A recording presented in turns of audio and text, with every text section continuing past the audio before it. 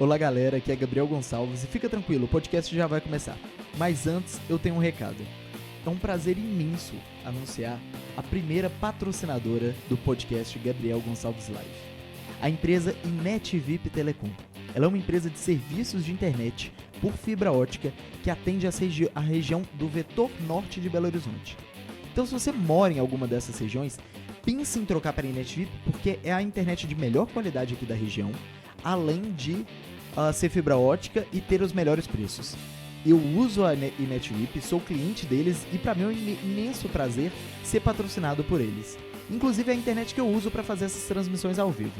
Então se você quiser entrar em contato com a InetVip Telecom, entre no site deles, netvip.com.br. Repetindo, netvip.com.br. Bora ao podcast.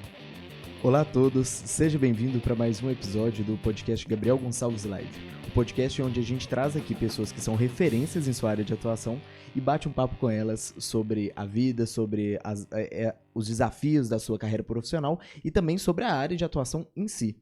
E hoje eu trouxe aqui uma convidada muito especial e eu acho que a gente vai bater um papo muito legal, que eu já senti uma sinergia aqui quando a gente estava conversando antes, que é a Clênia de Carvalho, da Expectare. Seja muito bem-vinda, Clênia. Obrigado por aceitar o convite e se apresenta um pouco para o pessoal. Obrigada pelo convite, Gabriel. E, assim, honrada de estar aqui, né? Porque eu adoro falar sobre inteligência emocional, educação emocional. E a minha formação, né? Vamos começar pela minha formação. Eu sou da área de exatas, eu fiz tecnologia em processamento de dados, eu trabalhei com informática por 20 anos. E, paralelo a isso, eu comecei a me interessar pela área de humanas, fazendo cursos de educação emocional. Então, eu fiz um curso 3 vezes. E aí o meu professor falou assim, Clênia, você tem que, de alguma forma, começar a atuar e dar esse treinamento para você entender o outro lado que é ser treinador, porque aí você vai treinar de fato. Então, eu trabalhei em grandes empresas, eu trabalhei no Senac, eu trabalhei no Sebrae, eu trabalhei como consultora. E em 2010 eu acabei começando a dar um treinamento para os meus amigos que falavam assim, Clênia, você tem umas tiradas tão legais, e você fala uns negócios bem diferentes assim, de onde você está aprendendo isso? Eu falo, eu fiz um curso e tal. Você não podia dar esse curso pra gente, não? Eu comecei a dar curso para amigo. E aí, em 2010, deu uma guinada. Eu estava dando curso para amigo, e aí, de repente, aquilo que era, vamos dizer assim, um sonho de trabalhar no futuro se tornou realidade, porque aí, em 2011 eu já comecei a montar turmas mesmo de educação emocional. E aí agora já tem 9 anos que eu trabalho com isso. Então, assim, eu faço treinamentos, eu dou workshop, inúmeras palestras, já não sei nem quantas palestras que eu já dei de inteligência emocional. E, atualmente, eu estou trabalhando agora com desenvolvimento de liderança nesse quesito de inteligência emocional. Eu não tenho trabalhado com essas coisas de alta performance nem nada, mas aquelas coisas que todo o gestor precisa saber. Por exemplo, escutar o subordinado, que é uma das grandes dificuldades. Então, se você vai dar um feedback, que eu geralmente falo isso, você vai dar um feedback, a primeira coisa que você tem que aprender é escutar, né? Não se dá feedback corretivo sem antes escutar o seu funcionário, porque você pode se ferrar, porque, de repente, aquilo que ele fez errado foi seguindo as suas ordens truncadas. Então, eu sempre estou comentando isso, que é interessante que as pessoas aprendam que a nossa manifestação no trabalho ou em casa, ela está totalmente vinculada ao campo emocional. Sim. Então, aí eu nado de braçada, né? Porque é a área que eu tenho mais estudado nesses últimos 9 anos, né? Essa mudança de 180 graus, né? De trabalhar com processamento de dados, né? E ir para essa área de treinamentos de inteligência emocional e toda a complexidade e subjetividade do conteúdo. Essa mudança aconteceu de maneira voluntária, intencional, ou foi mais ou menos assim, começou a fazer os cursos e aí foi surgindo Bom, o que acontece é que eu comecei a trabalhar com informática e eu acabei entrando para a sala de aula, para dar aula de informática. Então, eu dava aula de lógica de programação e tudo mais, mas assim, eu sentia que eu poderia ajudar mais os meus alunos porque eles tinham dificuldades de aprendizagem que para mim era tão fácil, né? Porque tipo, esse negócio é fácil demais e por que eles não estão aprendendo? Aí eu resolvi fazer o curso de pedagogia. E aí eu fiz curso de pedagogia, comecei a gostar da área de humanas. E quando eu comecei a fazer pedagogia, eu li o livro Inteligência Emocional. Na hora que eu li o livro de Inteligência Emocional da Daniel Goleman, eu falei, eu quero trabalhar com isso. E o pessoal fala de sincronicidade, né? Eu, lendo o livro, passei numa rua chamada Brasópolis, na Floresta, estava escrito lá, Escola de Educação Emocional. Eu falei, uai, e já peguei, entrei, já fiz matrícula. E esse curso, né, Escola de Educação Emocional aqui de Belo Horizonte, eu fiz 3 vezes. Hoje essa escola não existe mais, o meu professor, ele fechou essa escola. E aí eu fiz o curso com ele 3 vezes. Depois eu fui fazer uma supervisão que deu quase um outro curso. Praticamente eu fiz o mesmo curso 4 vezes. E aí eu então criei coragem para, né, virar uma treinadora. Porque uma coisa é a teoria, a outra coisa é a prática no campo emocional. Sim. Então, dominar a teoria, ela não é complexa, não é difícil de dominar a teoria. Agora, a parte prática, ela é complexa porque ela envolve um negócio chamado autopercepção. Você deve fazer um exercício muito sério de percepção de si mesmo. E a gente vai descobrindo hoje em dia, por exemplo, pela neurociência, que coisas simples, sabe, Gabriel? Muito simples, do tipo, diferenciar fome de sede, as pessoas têm dificuldade. Você tem 70% de pessoas que confundem fome e sede. Então, você imagina, se a pessoa confunde questões fisiológicas, que é fome e sede, imagina ela no campo das emoções, que é vir um impulso, ela reagir, ela não sabe se o que ela está sentindo é raiva, desprezo, ódio, rancor. Tristeza. Ela não sabe distinguir o que ela realmente está sentindo. O que é, antes da gente entrar nisso, o que é inteligência emocional? Para quem não conhece, para quem não sabe nada sobre o tema, como que você definiria inteligência emocional? Bom, tem várias definições. A inteligência emocional, ela requer, na verdade, uma percepção do campo emocional, saber exprimir essa emoção, raciocinar com essa emoção e dirigir essa emoção a favor dos seus objetivos futuros. Então, seria você conseguir dominar esse campo intangível, que é o campo das emoções, e, vamos dizer assim, usá-lo a seu favor. Entendi. É um conceito que não diz nada para ninguém, porque agora eu já domino, né? Mas quem está escutando agora fala assim, oi, eu pegar a emoção, raciocinar com a emoção, é porque ninguém sabe que a gente não consegue, às vezes, raciocinar enquanto eu estou diante de uma determinada emoção. Né? Um exemplo aqui, bobo. Uma pessoa que está... Eu dei um exemplo agora há pouco, né, gente? Já bati um papo com o Gabriel, sinto muito, mas vou repetir o mesmo exemplo. Eu tive a oportunidade de ver uma senhora com um travamento, ela bateu o carro dela e ela ficou no estado ali paralisada. Eu tive que sair do meu carro, ir até o carro dela, bater na porta, eu abri a porta para ela, falei, por favor, saia do carro para tirar o seu carro daqui. E ela ficou em estado de choque, né? Diante de uma emoção forte, ela ficou em estado de choque. E ela não conseguia raciocinar enquanto ela estava em estado de choque, de pegar o telefone dela, ela não sabia nem onde que estava o telefone do seguro e fazer todo o procedimento. Daí, uns 10 minutos, ela começou a retornar e aí ela tomou as rédeas, né, da própria vida ali. Mas a gente percebe que quando a gente está sob fortes emoções, a gente não consegue nem raciocinar. Então, quando você lê a definição, você vai entender que a definição está dizendo que uma pessoa inteligente emocionalmente, ela consegue raciocinar, ela consegue gerir essas emoções, ela consegue perceber as emoções. Então, na verdade, é um domínio de algumas operações mentais básicas. Entendi. A gente fala básico, mas elas são bem complexas, né? Mas elas seriam simples se a gente conversasse mais sobre elas. Mas como é desconhecido, parece uma coisa extremamente complexa, mas não é. Entendi. Porque a gente deveria começar de pequenininho, né? Dalai Lama começou a meditar com 4 anos de idade. Então, hoje ele deve falar com muita propriedade de meditação. Agora, no caso de inteligência emocional, como a gente não foi acostumado ao vocabulário, a gente tem muita dificuldade. Então, por exemplo, você não costuma ver as pessoas se expressando usando a palavra exata do que ela está sentindo. né? Eu mesmo já fiquei surpresa. Às vezes, minha filha, né? Quando ela estava com 6 anos, ela falou assim, mamãe, eu estou muito ansiosa. Eu, oi? Muito ansiosa? Minha filha com 6 anos falando que estou ansiosa. Eu falei, ok, Alice, por que você está ansiosa? Mamãe, nós vamos viajar daqui 2 dias. Eu falei, uau, essa menina tá muito show, né? Porque ela já conseguiu usar a palavra certa Para expressar para expressar o que ela estava sentindo. Mas aí também, né, gente, eu sou professora, eu acabo que sem querer eu falo, não, mas você está muito ansiosa, espera, daqui 2 minutos.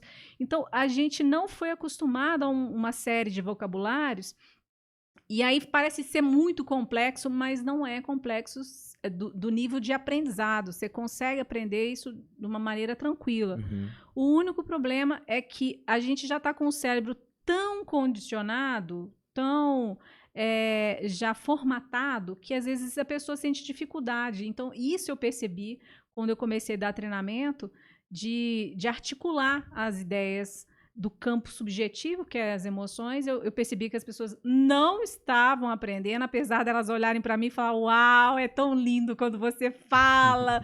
Mas eu percebia que elas não estavam aprendendo. Elas não estavam aprendendo. Aí foi que eu comecei a fazer uma formação internacional para aprender que cognição e emoção andam junto, que é a Reuven-Feinstein Instituto de Israel. Que aí eu descobri que, na verdade, tudo pode ser resolvido quando a mente está calma e tranquila. Então, eu comecei a fazer um trabalho com meus alunos, que é esse exercício de autorregulação, que é deixar a pessoa mais calma e tranquila para ela aprender.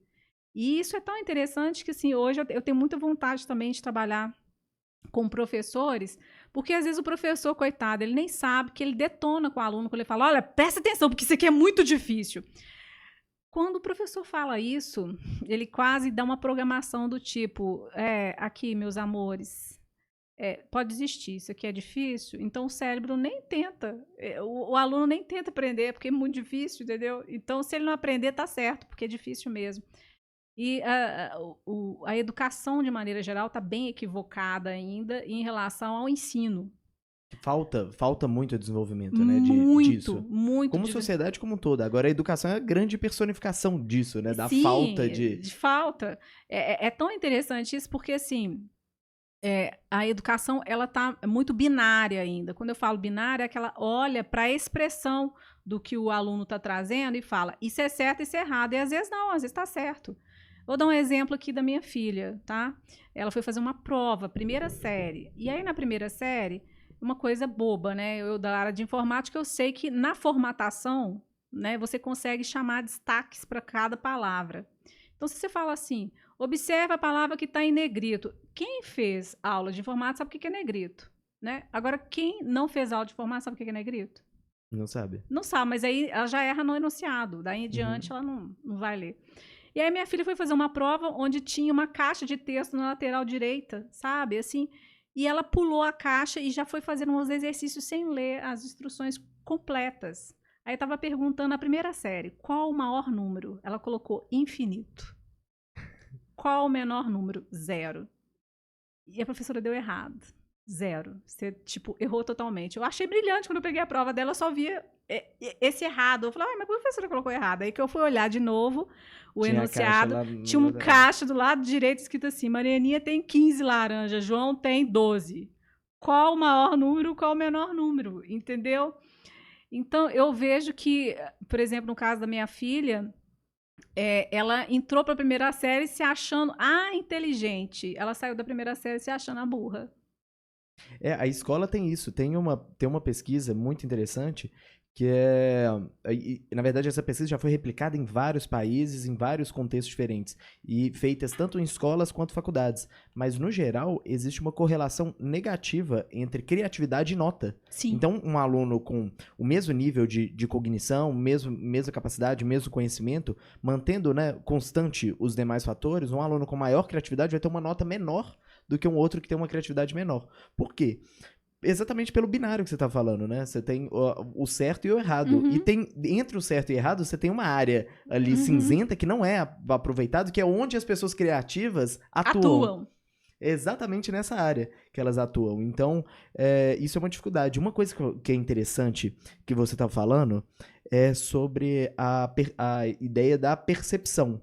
que a cognição e a emoção andam juntos. Isso. Então, você precisa perceber o que você está sentindo. Isso. Talvez esse é um dos passos iniciais. É um pilar da educação emocional. Como que você consegue? Uma pessoa que não consegue perceber, vamos chamar aí de autopercepção, algumas pessoas colocam como autoconhecimento, alguma coisa do tipo.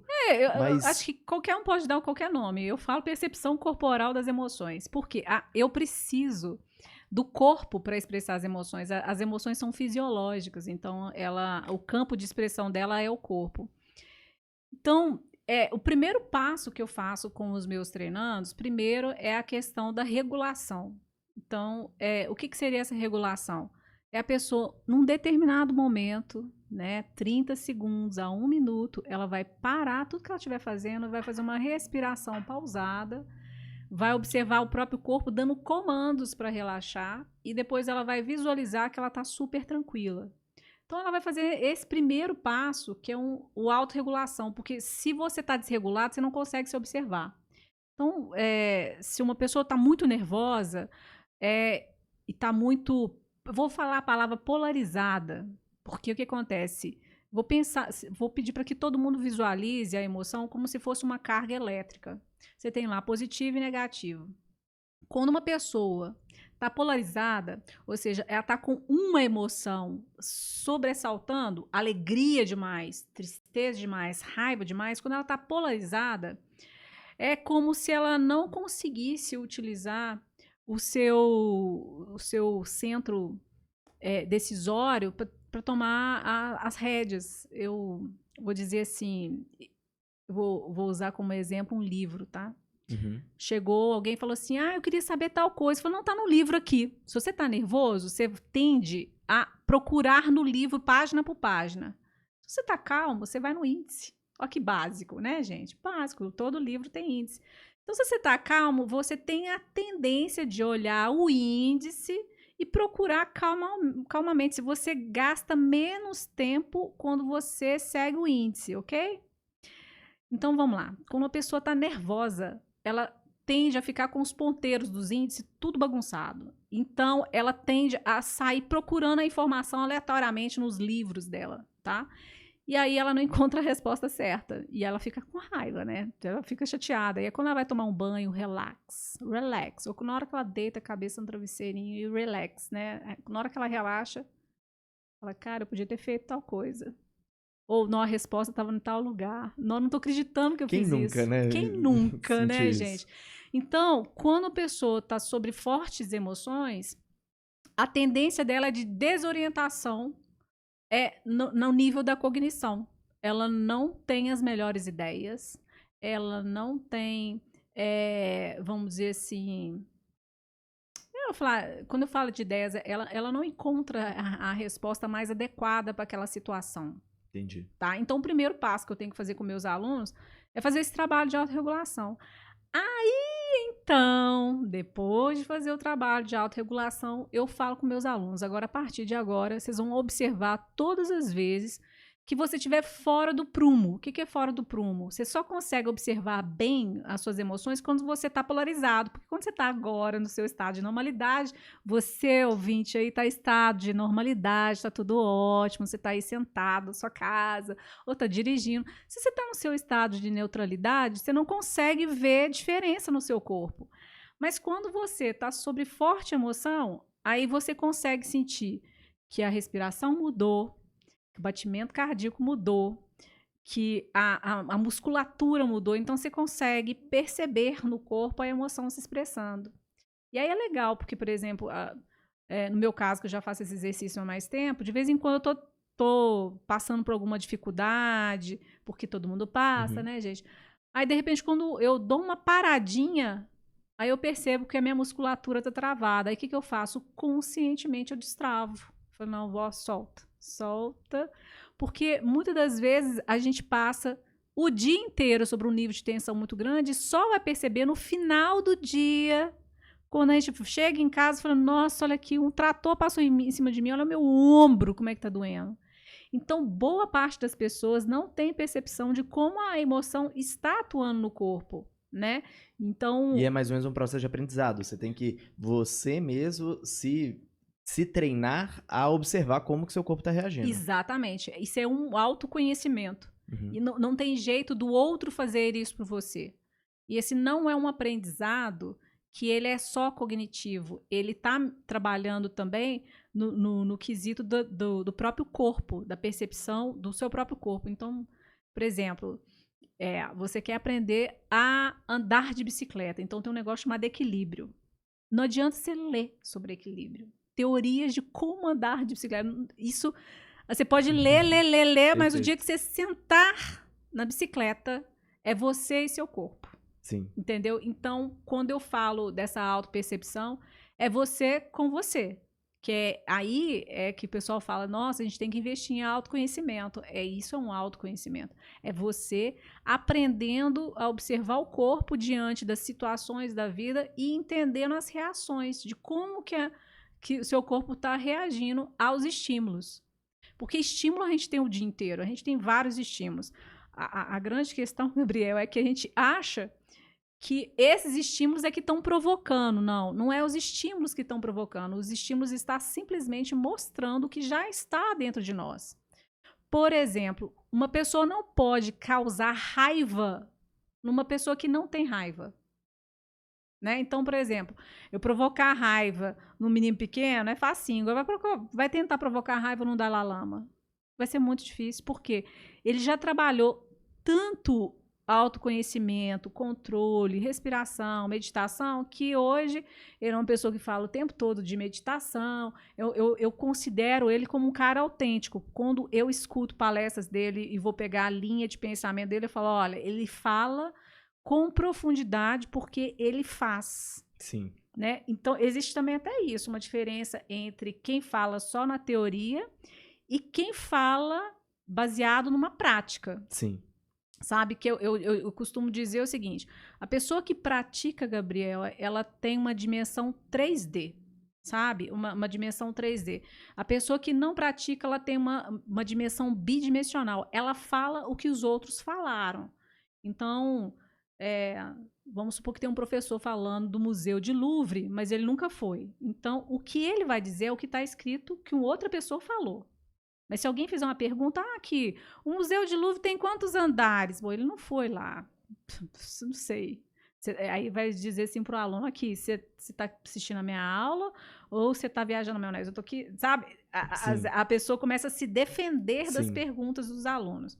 Aquele que passou pela experiência, ele tem uma dimensão 3D, então ele pergunta, aonde que você quer ir? Ah, eu queria saber tal coisa. Então, tem isso assim, se assado. Então, o professor que sabe, ele passou pelo processo, ele vai até o aluno, aonde o aluno está e passeia com o aluno do ponto de vista da onde o aluno está e aí ele te guia, né, a quem passou pelo processo. Aprendi isso com o Richard Feynman, que é um físico. Sim. Nada a ver com pedagogia, mas foi ele que falou isso. Mas né? é bem isso mesmo. E a gente vê isso na educação, não só brasileira, né, no mundo todo, mas especificamente na brasileira, né? A gente...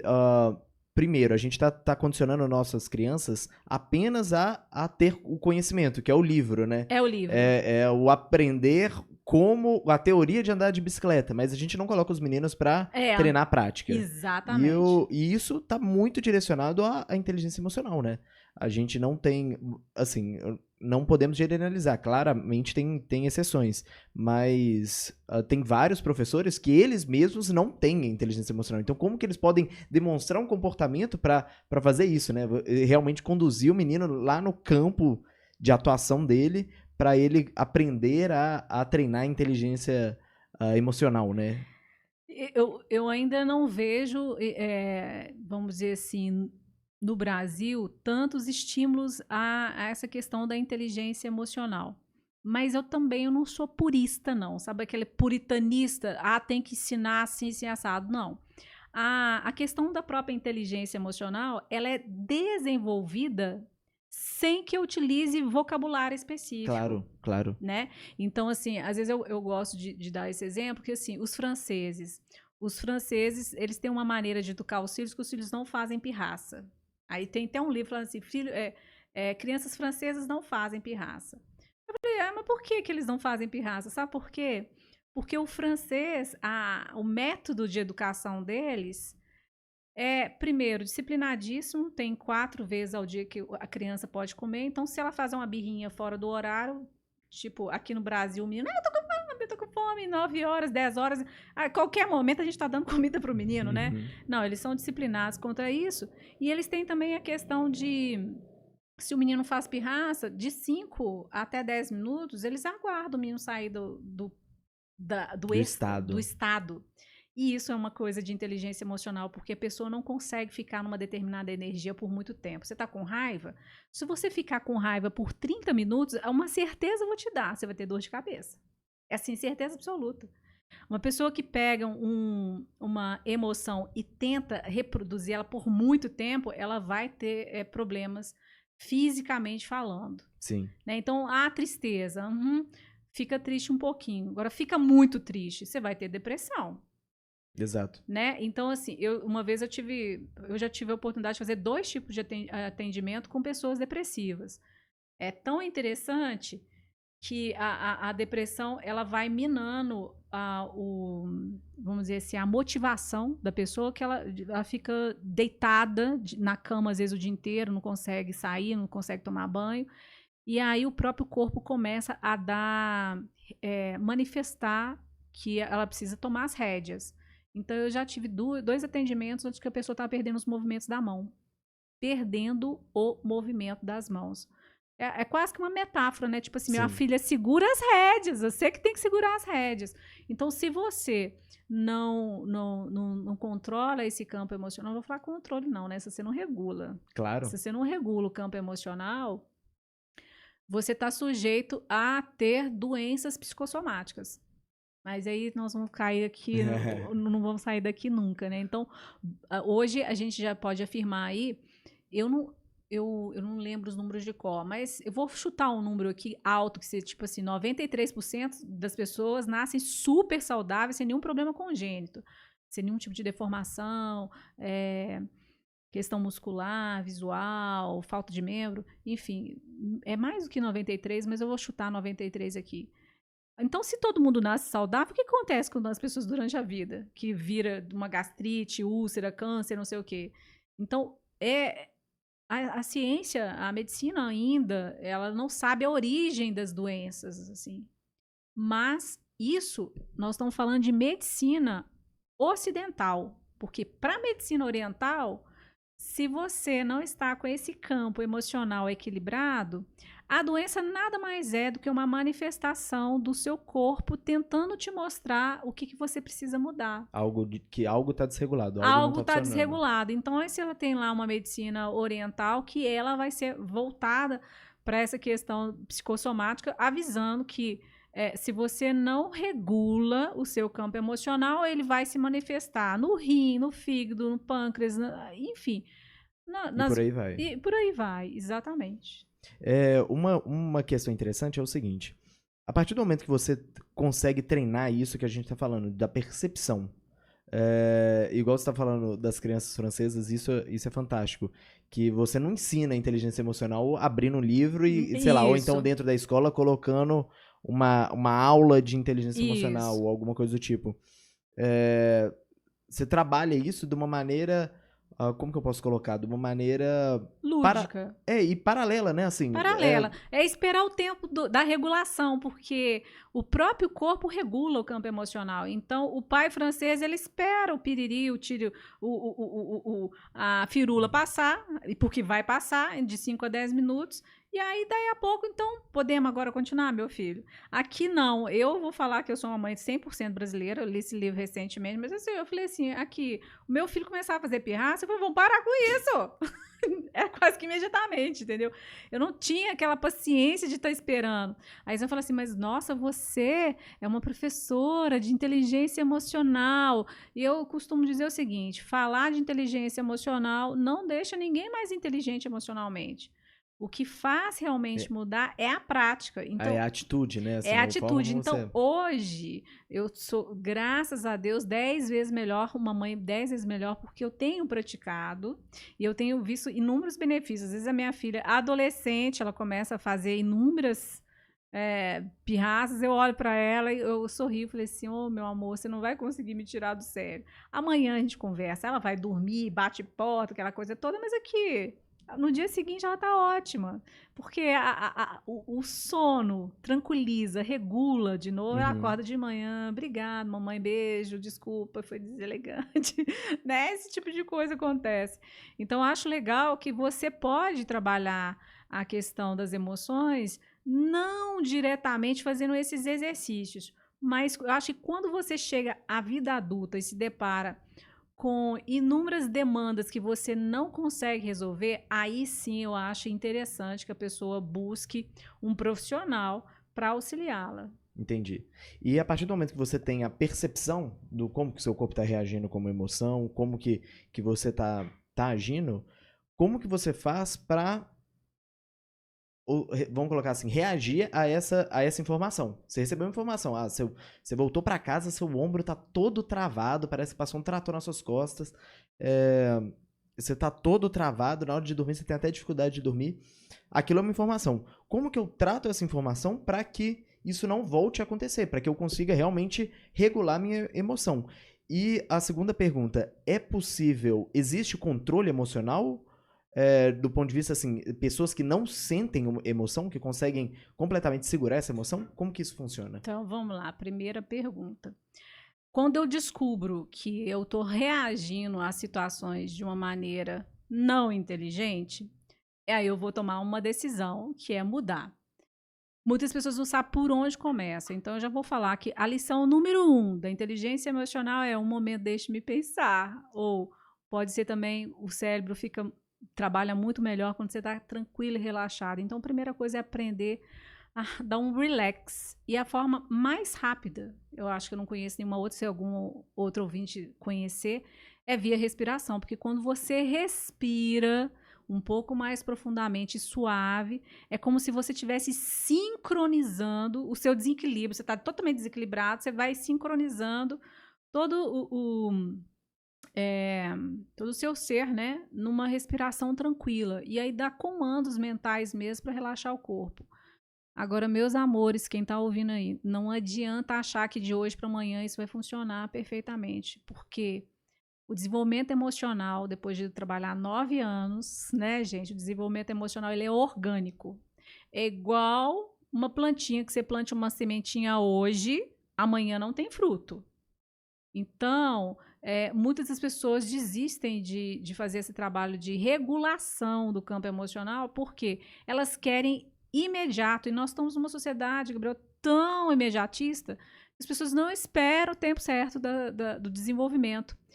Então, eu costumo falar o seguinte: olha, você quer ganhar musculatura, você quer ter que barriguinha, tanquinho, quer ter bíceps, né? Você quer ficar bonitão na fita. Você vai fazer 24 horas de musculação para começar a ver um retorno. Agora, pergunta: se você fizer hoje 24 horas de musculação, como é que você está amanhã? Totalmente quebrado. Você tá. Não sei nem se é possível, né? É, Então, uma coisa é fazer 1 hora de musculação todos os dias por 24 dias. Aí, depois de 24 dias, você vai falar: uau, tô vendo, começou a tonificar. Olha, começou a tonificar. Daí, sei lá, uns 3 meses, eu não sou uma pessoa ligada a essa área, né? Mas eu creio que daí 3 meses você já vai ver um resultado visual, exato. né? O visual. Ou então, isso também acontece com a questão dos exercícios de autorregulação. Uhum. Tem vários tipos de exercício, mas para mim o mais fácil é a questão da respiração e o relaxamento. Então a pessoa começaria com exercícios bem simples.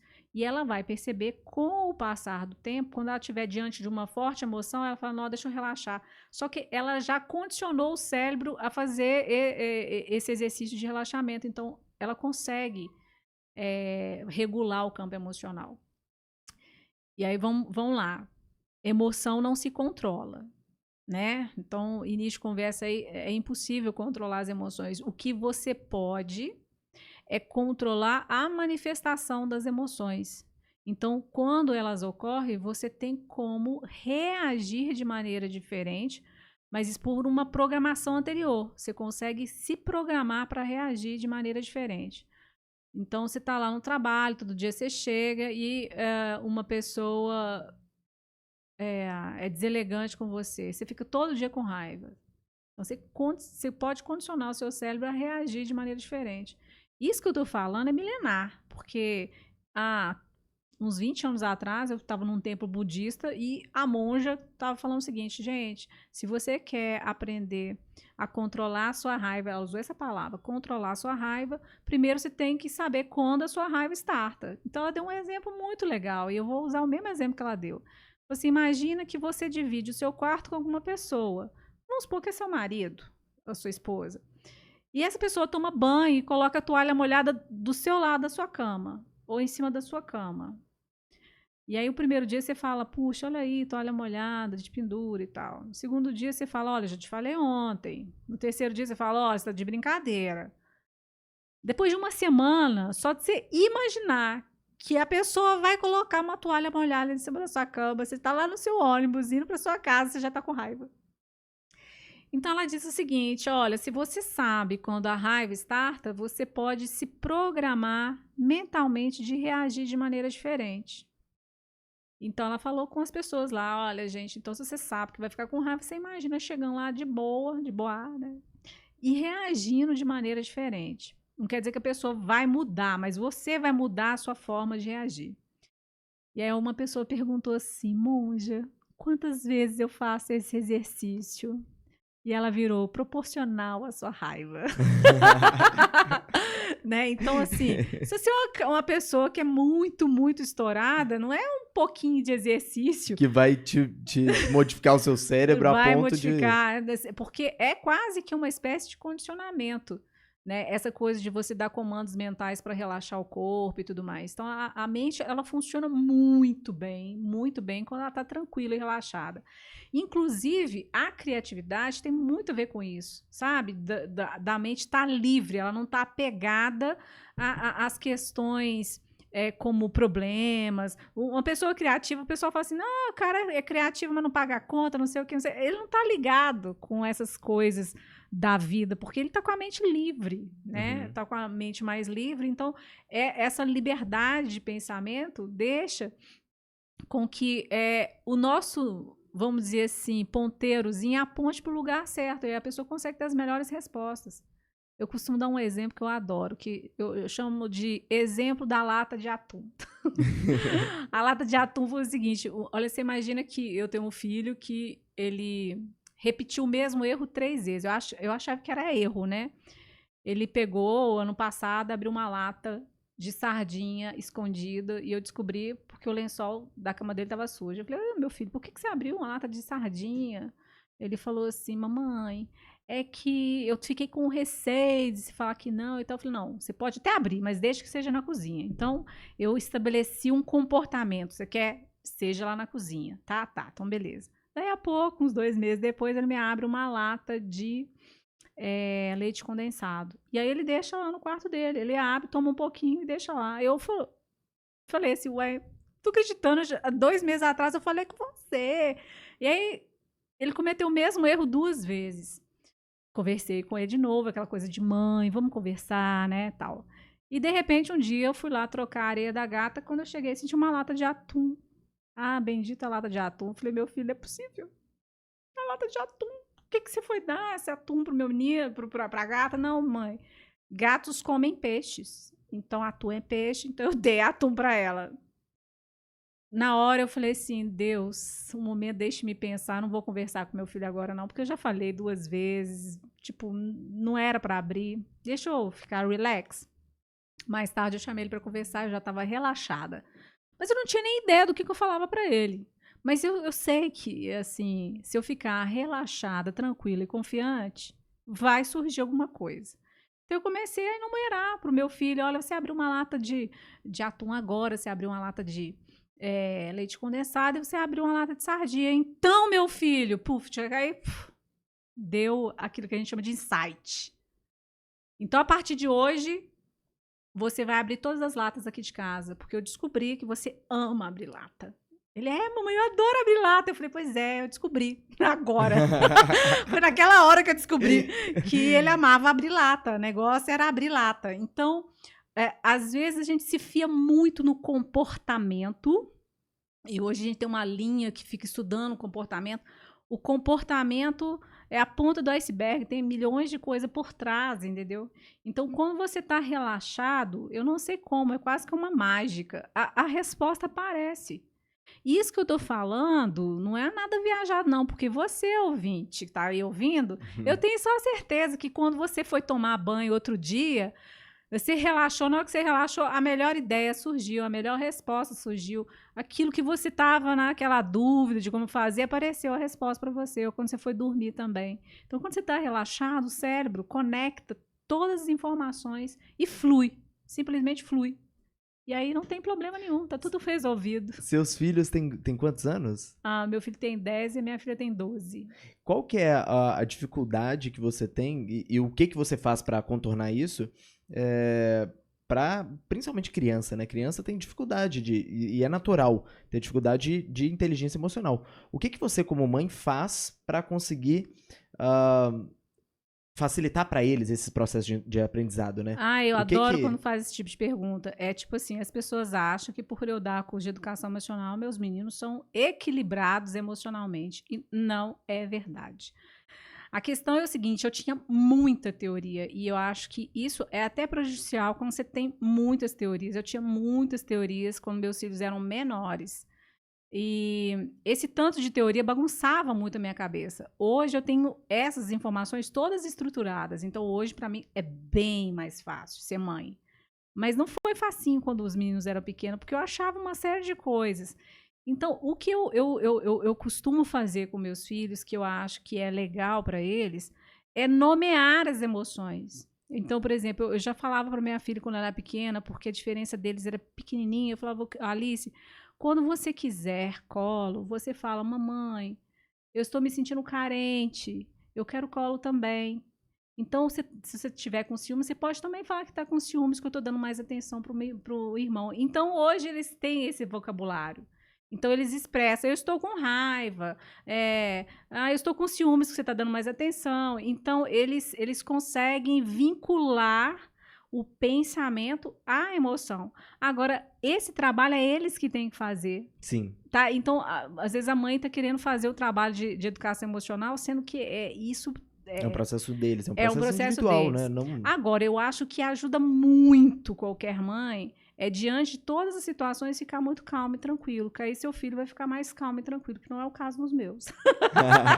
Né? Os meus meninos são extremamente agitados, porque eu superestimei meus meninos, então eu também não falo isso para as pessoas, mas, por exemplo, chegava férias de menino, eu enlouquecidamente levava um dia para cavalgar, outro dia para escalada, outro dia para arborismo, outro dia. Então, meus meninos são os dois ligados no 220, entendeu? Então, assim, hoje eu sei que eu estimulei demais da conta, foi exagerado. Então, andar a cavalo. Então, assim, chega um ponto que você vê que o seu filho não tem muito limite, porque os outros têm medo de cobra, sapo, perereca, rã e tal. E aí, quando eu vou para um hotel fazenda, tem uma criança em cima da árvore, é a minha. Tem uma criança que segura no sapo, é a minha. Tem uma criança que foi mordida pelo bode, é o meu, claro. Então, meus meninos não têm muito medo de nada, sabe? Mas hoje eu vejo que a questão da prudência, o equilíbrio, tudo tem que ser mensurado. Então, eu não estou aqui para falar de educação, porque as pessoas, não adianta eu ensinar comportamento, porque a questão não é comportamento. Porque a gente precisa de pessoas mais ousadas na sociedade, a gente precisa do mais tímido, a gente precisa de todos os perfis. E às vezes o pai e a mãe querem formatar o filho para ser... Num perfil só. E é um processo totalmente individual, né? Assim... É um processo individual. Então, eu já vejo algumas qualidades na minha filha que eu tenho estimulado ela. Ela tem algumas características cognitivas que vão auxiliar ela muito para trabalhar com sistemas de segurança, esse tipo de coisa. Então, quando ela começa a fazer comentários de, não, esse negócio aqui é falho, não, mas dá para passar aqui, ó, pode fazer assim, assado. Ela tem uma coisa analítica muito interessante, então eu reforço aquilo que todo mundo olharia como negativo, tipo assim, nossa, mas você já está olhando como roubar o banco. Né? Eu olho para ela e falo assim, uau, como que você é esperta, tá conseguindo mensurar o que é ou não de sistema de segurança. E ela adora. Ela gosta de seriados que falam de mentira, ela olha o visual, nossa, a minha filha, eu tô babando, né? Sensacional, sensacional. No nível de cognição dela e de percepção, inclusive, Uhum. do mundo dos adultos. Ela é muito Ela é muito perceptiva. observadora, né? Muito observadora de comportamento e também de emoção. Outro dia ela chegou em casa e falou: mamãe, eu não consigo ajudar meu amigo, porque o amigo estava com o pai com câncer e ela queria consolar. Ela, tipo assim, eu não tenho essa habilidade. Então, olha, você imagina uma menina de 12 anos falando que não tem habilidade para ajudar, né? Eu acho que não é muito normal isso em uma outra Um criança. autoconhecimento muito grande também, né? É Uma alta percepção. às vezes ela tá com raiva, eu vejo que ela segura, né? Eu não sei, eu acho que as outras crianças devem ser assim também, Uhum. né? Mas assim. Eu acredito e eu vejo isso também. Que existem diferenças que pessoas que têm certa facilidade e às vezes, vamos colocar assim, na minha percepção, nascem com isso, né? Pessoas que têm mais facilidade de ter uma inteligência emocional, uma regulação emocional maior, e outras pessoas que não, são muito mais sensíveis à emoção. Então, assim, às vezes tem ataque de raiva muito grande e é tudo muito intenso, todas as emoções são muito à flor da pele. A gente vê isso até na criança, nas primeiras Sim, expressões nas primeiras. daquela criança. É, você acha que isso acontece? Isso acontece no nascimento? Ou então isso é aprendido ali nos primeiros anos de vida? Ou como que você explica essas diferenças que são naturais da pessoa? Bom, ô Gabriel, eu já observei várias crianças, porque eu tenho filhos, né? Então eu já observei. Eu percebo que na natureza, a natureza é de uma sabedoria enorme. Então, por exemplo, se eu tivesse uma empresa hoje e tivesse que contratar um contador, eu não contrataria um contador, que é uma pessoa que vai trabalhar com números na área financeira. Eu não contrataria uma pessoa que é um ator, que está sempre conversando, está articulando, ou seja, uma pessoa extrovertida. Eu, eu contrataria um introvertido, porque ele precisa de habilidade de foco. Então, acho que de maneira geral, a natureza ela traz isso para a gente, essa diferenciação, e ela é só sensacional, porque a gente precisa de pessoas diferentes, porque a gente tem inúmeros atividades que a sociedade precisa e a gente precisa ter essas características. Então, por exemplo, na minha casa, meu marido é analista de sistema. E a forma dele pensar e agir é bem diferente. Ele é muito lógico e eu vejo assim que para a área que ele trabalha, precisa de ter esse tipo de pessoa, entendeu? Extremamente objetiva. Então, ele hoje, por exemplo, ele trabalha com sistemas de grande porte. Ele fala assim, ô cliente, eu consigo perceber a personalidade da pessoa pelo código de programação. Eu falei, como é que é isso? O cara que tem um pensamento estruturado, o programa dele é impecavelmente estruturado. Agora, aquela pessoa que não nasceu para computação, mas está ali porque tem um bom retorno financeiro, ela faz um código lambão, ela vai cria um pedaço aqui, copia, cola ali, e ela vai remendando os códigos. E aí, na hora que uma outra pessoa pega, ela fica dando loop. Ela vai de um comando para outro, ela fala, o que passou pela cabeça dessa pessoa, entendeu? Não tem estruturação. Então, eu acho que na sociedade tem lugar para todos os tipos de pessoa. Todos os tipos de pessoa, e eu acho que a natureza traz isso.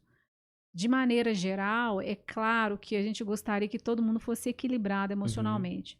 Mas eu também vejo uma certa vantagem quando tem uma pessoa que fala muito na cara, sabe? Então a gente tem um palestrante que chama Rossando Clinchy. Esse Rossando Clinchy, uma vez, ele estava falando da terapia dele lá com uma paciente dele, que a paciente tinha falado assim, Rossandro, eu tenho uma colega na minha sala, e ela sempre falava o mesmo caso, Rossandro, eu tenho uma colega na minha sala que ela faz de propósito, ela tira 10 só para me azucrinar, e não sei o quê. E aí o Rossandro, depois de ter escutado isso pela terceira vez, virou para ela e falou assim, mas tu é muito burra. Mas você é muito burra. Ela falou assim, Rossandro, tipo, o quê? Você é meu terapeuta. Como é que você fala assim comigo? Não, mas você é muito burra. Ela falou assim, não tô acreditando. Eu falei assim, se ela é tudo isso, ela é nota 10, por que você não une a ela? Por que você não faz trabalho junto com ela? Aí, essa menina ficou assim, meio estupefata com o que ele disse, e começou a fazer trabalho junto com essa colega e passou a tirar só 10. Então, por que eu tô falando isso para você? É que para qualquer pessoa da sociedade, esse terapeuta é um cara totalmente anticonvencional. O que, que é isso? Você não fala isso para um paciente. Porque o paciente você tem que acolher, você tem que acolher. Então, a gente está muito no comportamento. E ele fez uma coisa que mudou a vida dessa menina. Não seguindo o roteiro comportamental. Então, a sociedade, de maneira geral, ela se fia muito no comportamento e o comportamento não diz muito do campo emocional. E aí eu até vou comentar aqui que aquilo que a gente tinha falado um pouquinho antes, raiva, por exemplo. Você tem raiva em casa, você tem raiva no trabalho. É o mesmo sentimento. Eu tenho o mesmo sentimento, só que no trabalho eu tenho uma maneira formal de manifestar a raiva. E como é que eu manifesto? De uma maneira educada. Né, de uma maneira educada, cortês, formal, tá tudo formatadinho, né? Agora, quando você tem esse mesmo emoção dentro de casa, você não tem que ter a formalidade. Então, você solta os cachorros e manifesta a raiva da pior maneira possível, que é, às vezes, você magoando aquela pessoa que tá do seu lado, que te ama, que é seu parente, que é seu familiar, né? Então, a gente, às vezes, se fia muito em qual é o melhor comportamento que a gente deve ter.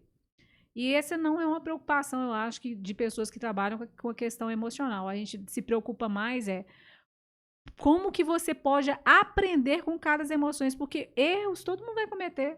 Eu mesmo que falei hoje, gente, cometi um tanto de erro com meus filhotes ali. Mas qual que é a minha capacidade de ressignificar isso e bola para frente? Porque eu sei também que boa parte das coisas que eu estou aprendendo é com autoconhecimento, e meus filhos vão ter que passar por esse processo de autoconhecimento. Então, eu me sinto mais livre de ser uma mãe também mais tranquila em relação a isso.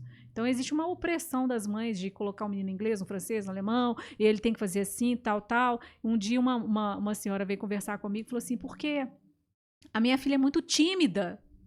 Ela é muito introvertida. E hoje o mercado pede que... bababá, bababá. Aí, depois dela falar tudo que ela tinha que falar, eu falei, deixa eu falar uma coisa. Você já viu Barack Obama? Ela, eu falei, ele é introvertido. Ela falou, não, ela é introvertida? Eu falei, ele não é um cara que fica batendo muito papo. Ele sabe expressar, então ele fala o mínimo. E quando ele fala, ele abre a boca para falar, ele é muito certeiro. E ele é tímido. Aí ela, oi? Tipo assim, até que não é tão ruim minha filha ser tímida.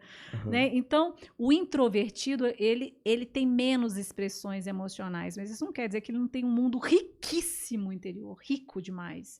Sabe? Eu até tenho inveja dos introvertidos. Dos introvertidos, porque o meu marido é introvertido, né?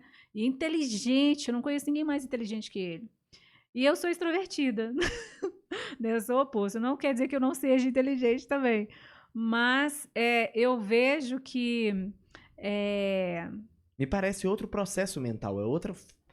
E o que eu sinto é que é outra forma do cérebro funcionar.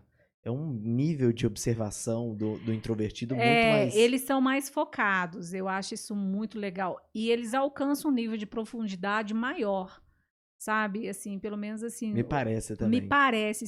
Gente, eu não li nada disso. Isso é uma opinião, né, minha. Então, assim, eu acho muito interessante os introvertidos quando eles não são recalcados. Uhum. Porque tem um introvertido que ele não manifesta por timidez. Mas tem um introvertido que não manifesta porque não tem vontade de ficar expressando tudo que vem na mente. Exato. Então, é nesse nível aí que eu acho interessante. Assim como o extrovertido também, tem o extremo do extrovertido, que é uma pessoa que não consegue parar de falar, né? Ela tem que estar o tempo inteiro em interação social. Isso. Ela tem que estar toda hora recebendo estímulos sociais. E ela simplesmente não consegue focar, né? Quando você tem extremo, aí você tá falando do introvertido, que ele é tímido, ele não consegue se comunicar. Os extremos sempre tem o seu ponto ruim, né? Agora, pra inteligência emocional... Só de falar, mas você fez uma segunda pergunta que eu não lembro qual que era. Não, você chegou a responder, que era a pergunta se existe controle emocional? Não existe controle emocional. E o ponto que eu gostaria de pegar é o seguinte: nos extremos sempre há falha. Então, isso para introvertido e extrovertido a gente consegue ver. Uma pessoa muito extrovertida vai ter problemas, vai ter que regular o seu comportamento para de certa forma, adequar. Uma pessoa que é muito introvertida também. Agora, para inteligência emocional, tem excesso de inteligência emocional? Tem algum ponto que isso começa a se tornar ruim para a pessoa? Ou como que se manifesta? Pois é. Então, quando a gente está falando de inteligência, nós estamos falando de operações mentais. Então, por exemplo, eu me tornar um excelente matemático, eu vou dominar operações. No caso do campo das emoções, o que a gente percebe é que quanto mais a pessoa vai ficando inteligente emocionalmente, mais sábia ela vai se tornando. Ela vai chegando no nível de sabedoria. Então, eu até falo que, assim, o dia que eu ficar sábia, inteligente, né, emocionalmente, assim, as coisas do mundo não vão fazer muita diferença. Vai ser mais ou menos uma pessoa que vai para o interior viver uma vida conectada com a natureza, que é a nossa essência. Nós somos seres da natureza. Às vezes, quando eu falo isso, as pessoas ficam assustadas. Eu falo, não, gente, nós somos animais, a gente come, a gente dorme, a gente tem aí a questão da reprodução. Nós somos animais que saímos da natureza, criamos um ambiente urbano, que é um ambiente totalmente artificial. E a gente vai perceber o seguinte, que essa artificialidade nos desconecta. As pessoas que eu percebo que vão caminhando para a questão da inteligência emocional, elas vão começando a retornar para a questão da natureza. Porque quando você está diante da natureza, todo mundo já deve ter percebido isso, entra de férias, vai para a praia. Parece que você começa a ficar mais regulado no campo emocional, porque a natureza ela tem um fluxo contínuo, regular, que não tem pressa. E a gente tem pressa. Todo mundo chega para mim quer muito pressa. Quando eu falei que o meu curso há uns anos atrás era 1 ano e 8 meses, eu não conseguia vender o curso. Aí o que eu tive que fazer? Diminuir. Aí eu falei 2 módulos de 4 meses. Ah, não, são 8 meses de curso? E agora?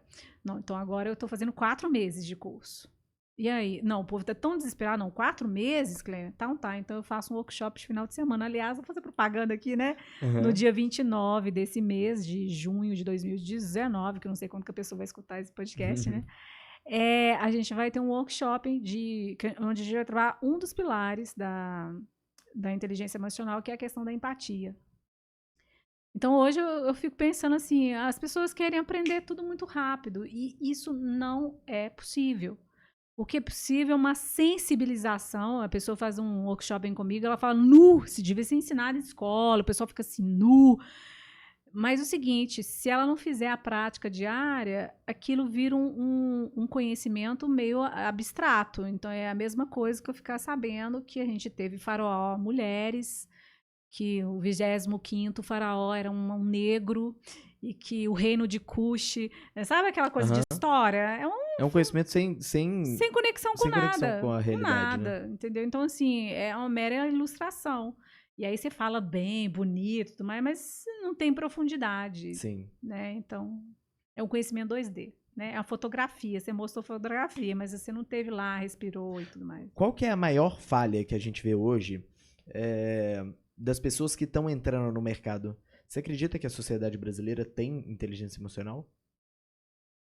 Eu não vou falar de Brasil, não. Nós vamos falar de mundo, tá? Do mundo. De mundo. É a sociedade contemporânea, não, né? Nós, em questão de mundo, não vou falar de Brasil, não. Falta inteligência emocional em todos, porque à medida em que você vai trabalhando o seu autoconhecimento, você vai percebendo que não é o outro que faz alguma coisa para você. O outro é apenas um estímulo. Tá? Eu vou dar uma imagem que aí o pessoal vai entender. Imagina que eu tenho aquela florzinha dente de leão, aquela que você sopra e ela solta toda. Vocês já viram? Todo mundo viu isso? A gente tenta imaginar. Olha aí na internet. Dente de leão. Você tem um estímulo externo, que é um vento. Bate um vento. O que acontece quando o vento toca no dente de leão? Ele vai, solta todas as sementes, não é isso? Então, o externo, ele toca na gente. O outro, ele toca na gente, mas o que sai da gente é nosso. É isso. Então, se saiu da sua boca, é porque é seu. Então, não é o outro que te provoca. O outro, ele é só um estímulo que vai fazer aflorar o que já está lá dentro. Então, uma pessoa, por exemplo, que tem problemas, eu vou dar um exemplo aqui muito comum, sexuais, né? Todo mundo tem problema sexual. Aí você tem uma pessoa que entrou para dentro de uma igreja e ela está tentando não se conectar com a sua parte sexual. Aí ela olha para uma mulher de mini saia e fala, olha lá, olha como é que aquela mulher tá de saia. Que absurdo. Aí chega uma outra de decote, que absurdo, olha o decote. Então, essa pessoa que fica nessa coisa do puritanismo, né? Nossa, olha o saia, olha não sei o quê. É porque ela está dizendo o tempo todo que aquilo que ela está vendo está tocando ela e toda hora está indo de encontro àquilo que não está bem resolvido.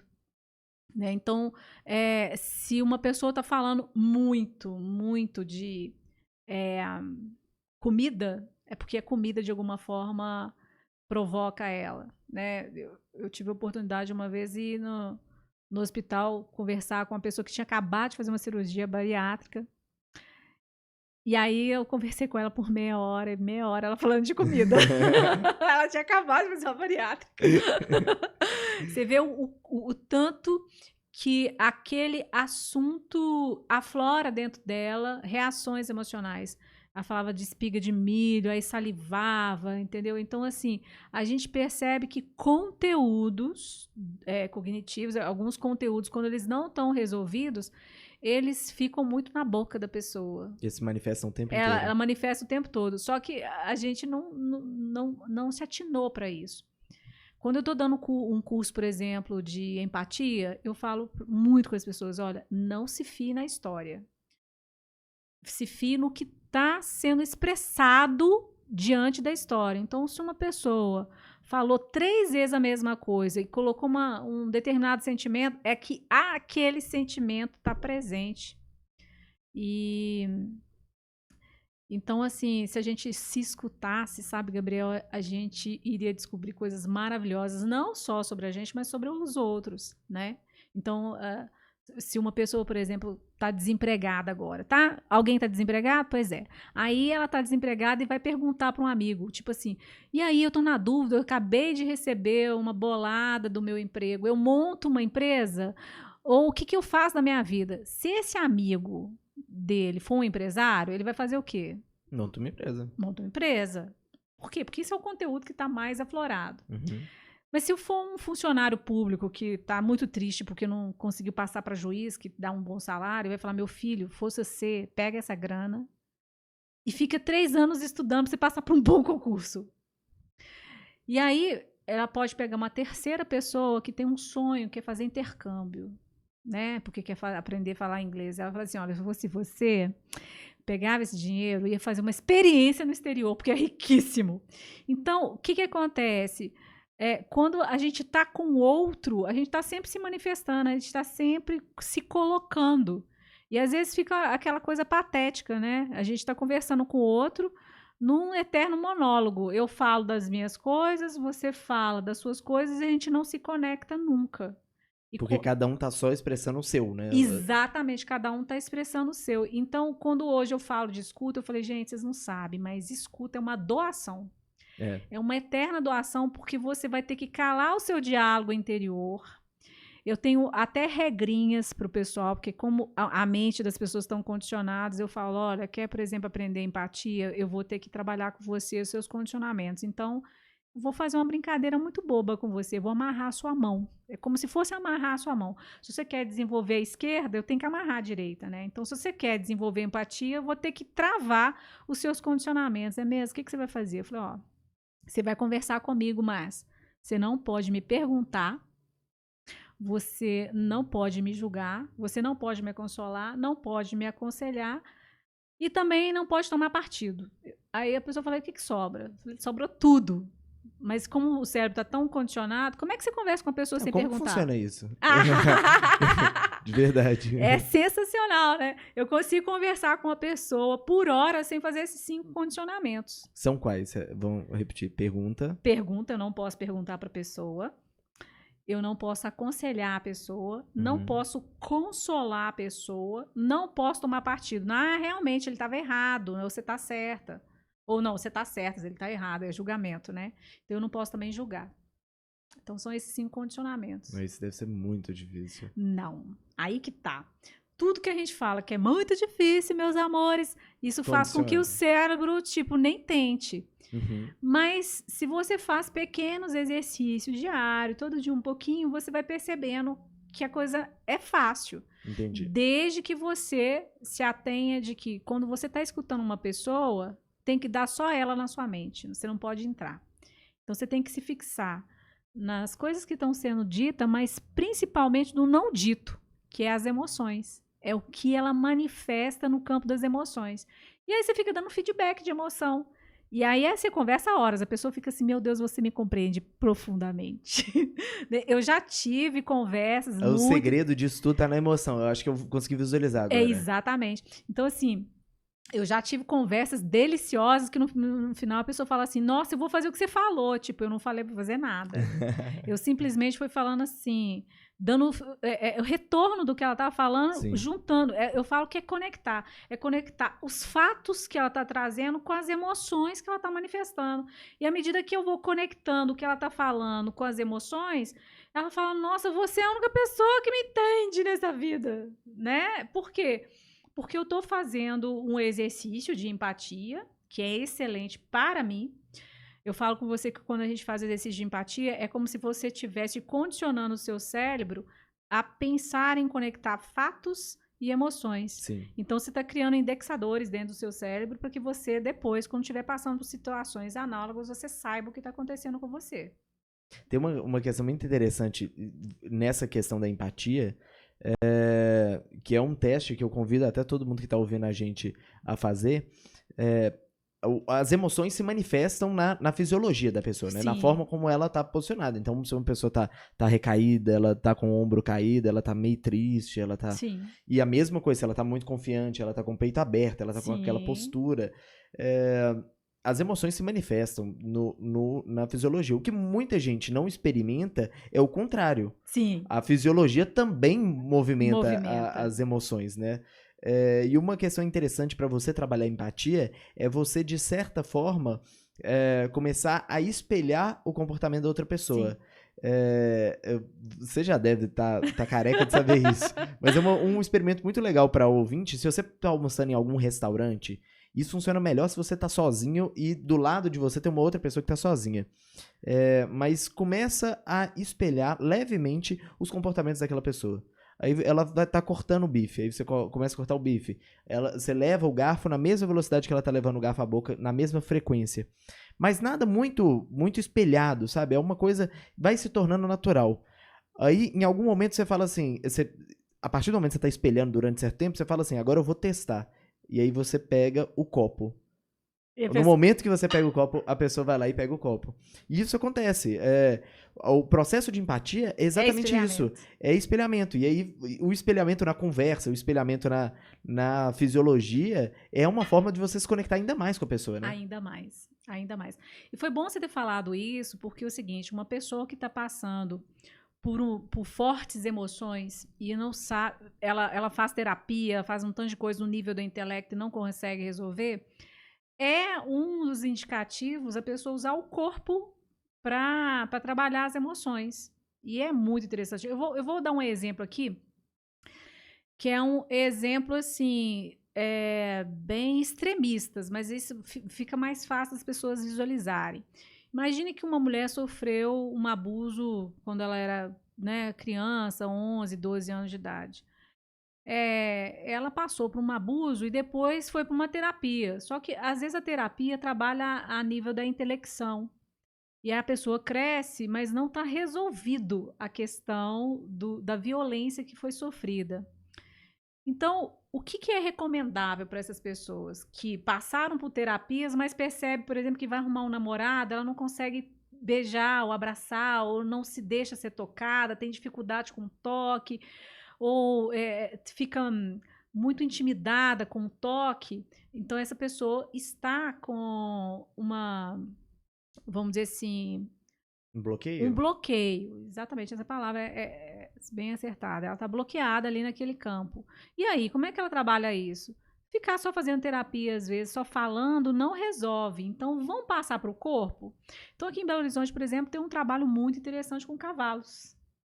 E eu gosto muito desse animal. Então, o cavalo ele é 100% empático. Se você é uma pessoa que tem dificuldade com toque, o cavalo também não se deixa ser tocado por essa pessoa. Porque se você não se deixa ser tocado, o cavalo também não se deixa ser tocado. Então, dizem que a terapia, eu não fui lá para ver, mas dizem que a terapia é muito interessante. A terapia simplesmente é essa mulher subir no cavalo. E o cavalo manso. Então, ela vai se aproximar do cavalo, o cavalo vai sempre fugir dela. Ela tem que querer, mas não é no querer no intelecto, é um querer do corpo todo dela querer, entendeu? O corpo dela tem que querer. Ela tem que expressar. Ela tem que expressar o querer no corpo, entendeu? Então, aí o que acontece? À medida em que ela vai desejando tocar o cavalo, é como se ela também se desejasse ser tocada. E ela vai estar curada o dia que ela realmente conseguir subir no cavalo, andar no cavalo. Que interessante. Eu dei um exemplo bem extremado, claro, tá, gente? Claro. Mas é bem isso mesmo. Muitas vezes as pessoas travam muito. E eu acho que, no geral, na sociedade hoje, nós temos isso. As pessoas travam muito no cognitivo. Sim. E muita gente esquece de trabalhar as emoções. E os dois têm que andar junto. Tem que andar junto. Tem que andar junto. Então, uma coisa que a gente já falou aqui, né, nessa conversa 2 vezes, que é inteligência emocional não é uma coisa que você aprende com livro. Não, né? não aprende com livro. Não é um conhecimento, você jogar, né? A gente da área de exatas, é você fazer um download de um conhecimento na nossa mente. Não é isso. É realmente você ter uma questão... Vivência. Você tem que vivenciar, você tem que experienciar e nessa experiência você tem que racionalizar, que é a definição de inteligência emocional. Você tem que aprender a conectar o que você está sentindo com o que você está pensando. Essa conexão é que permite que a gente tenha esse crescimento. Isso é sensacional. E a gente estava falando do corpo, a pergunta que você fez, que agora eu tô lembrando, tem jeito da gente não ter emoção? Tipo, né? Não, né fazer a pessoa, o controle, né? Total. Controle total da emoção? Então, vamos lá. Primeiro, o seguinte, uma pessoa que ela só tem um jeito dela não ter emoções. É a passar por uma cirurgia e lesar uma área do cérebro que tem a ver com o tato. Entendi. E aí, quando você lesa o cérebro, a pessoa não sente mais o próprio corpo. E quando ela para de sentir o corpo, aonde que as emoções se expressam? No corpo. Quando ela deixa de ter a expressão da emoção, ela vai ter a impressão de eternidade. Tipo, eu não estou vivendo, parece que eu estou num sonho eterno. Então, já foram feitos testes com pessoas que tiveram essa lesão no cérebro por causa de cirurgias e tudo mais, e elas narram que, tipo assim, se sentem mortas, elas não sentem que estão vivas mais, porque ela não sente o calor das emoções, vamos dizer assim. Então, não tem jeito da pessoa não ter emoção. Então, esse é um primeiro. Outra coisa é que a emoção, ela que nos permite a aprendizagem. Os melhores aprendizagens é aqueles que provocam melhor o seu campo emocional. Tanto é que se eu perguntar aqui, gente, tenta se lembrar do primeiro dia da 5ª série. Nada. Primeiro dia do primeiro ano do 2º grau do ensino médio. Olha, foi super importante esse primeiro dia. Lembra? Não lembra. Bom, que dia que você vai lembrar? Agora todo mundo vai se lembrar. Gente, lembra de um dia que você estava na sala de aula e de alguma forma aconteceu um evento que te provocou emocionalmente e você até hoje lembra por causa da sua vergonha, da sua raiva ou do seu amor, né? Exato. Para a professora. E aí você vai lembrar. E olha como é que a emoção indexa a informação melhor, entendeu? Então, os melhores aprendizados, os melhores aprendizados é quando você estava afetado emocionalmente. E, é claro, pode ter sido também negativamente, mas ele é um indexador. Sim. Então, as emoções, elas são primordiais, porque é pela emoção que tem o movimento. Sim. Sem emoção, você não tem movimento. E isso é evolutivo, né? É assim, evolutivo. É super biológico. Porque, por exemplo, se você tá na selva, né? Vamos colocar esse exemplo é muito bom. Pensamento. Pode falar. Você tá na selva, assim, a melhor maneira de você manter a sobrevivência é você indexar a informação através da emoção. Então, por exemplo, tem uma cobra, cai uma cobra da árvore, imediatamente aquilo já gera uma relação de medo, né? Do seu corpo. porque tem uma conexão entre aquele estímulo e a emoção. E o importante de tudo é a emoção. A gente vive hoje numa sociedade de informação que não... faz com que as pessoas valorizem apenas as informações e esqueçam da importância de trabalhar a inteligência emocional, né? A forma de você utilizar isso. Pois é, mas aí que eu vou falar para você que não é bem isso, que as pessoas não têm valorizado. Eu percebo que a utilização da inteligência emocional é que ela está sendo hoje muito usada para vendas, por exemplo. Então, tem que encantar o cliente, tem que provocar. Então, assim, você vai ver esses cursos caríssimos aí, ele fala, você tem que promover experiências para as pessoas. Então, quer dizer, você usa um conhecimento, como a questão do conhecimento das emoções, mas para fins que não são bons. Eu, sinceramente, hoje, eu questiono muito a nossa sociedade no sentido de usar todo esse conhecimento que a gente tem aí desses últimos anos de neurociência e da evolução mesmo das pessoas que já descobriram que com a emoção você consegue fazer várias coisas. Inclusive, a área de vendas é a que mais utiliza as emoções. Inclusive, eles fazem provocar na pessoa determinado tipo de reações para vender mais fácil. Então, assim... eu fico muito triste, sabe? Inclusive, eu me propus a nunca dar cursos de vendas. Então, você dá curso de vendas? Não dou, gente, porque eu acho um absurdo você... perde um pouco do propósito, né? Exatamente. Você forçar a pessoa a comprar algo que ela não queira, sabe? E eu sei como que as pessoas fazem isso. Eu sei como. Eu poderia dar um curso hoje, mas eu me nego a fazer isso. Me nego. Principalmente, por exemplo, espelhamento. Você consegue fazer uma venda... Exato. Fazendo espelhamento. Tem várias técnicas, né? Mas eu não vou falar nenhuma delas, viu, meus amores? Porque isso já é outra palestra e não é também o meu foco. Exato. Mas quando você falou, as pessoas não estão aprendendo, não. Estão aprendendo... Pro lado errado, né? Assim. Para tirar vantagem. Então, eu fiz o ano passado um curso, inclusive, relativo a isso, que eu falei assim, nossa, eu preciso melhorar minhas vendas. Eu preciso melhorar minhas vendas. Quando eu fiz o curso, eu falei, meu Deus do céu, eu não tenho coragem de fazer isso, não. Que é quase uma hipnose, sabe? Assim, falei, não vou fazer isso, não. Então, eu não vou ser uma pessoa que vai vender meus cursos por R$5.000, não vou contar mentira, porque também uma forma que você tem de falar é que depois desse curso você vai ser transformada, é o divisor de águas na sua vida. Eu geralmente falo o seguinte, vai te modificar profundamente em pouco tempo na área da cognição. Agora, o restante é com você. Mas eu tenho muito bons retornos no meu treinamento, né? Eu não posso reclamar, não.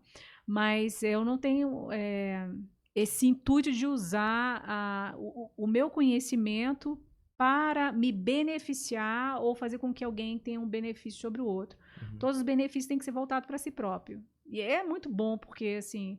acaba que depois do treinamento as pessoas às vezes entram com o objetivo de mudar o pai, a mãe, a tia e falam, nossa, eu descobri que... eu precisava mudar, era eu mesmo, exatamente, né? Exatamente. Isso que você está falando sobre utilizar todo esse conhecimento para as vendas, de certa forma, bate com o seu propósito, né? Com o seu objetivo. Eu acho que uma pergunta que super encaixa no tema agora, qual que é o seu propósito? Por que você faz tudo isso? Qual que é o seu objetivo com tudo isso?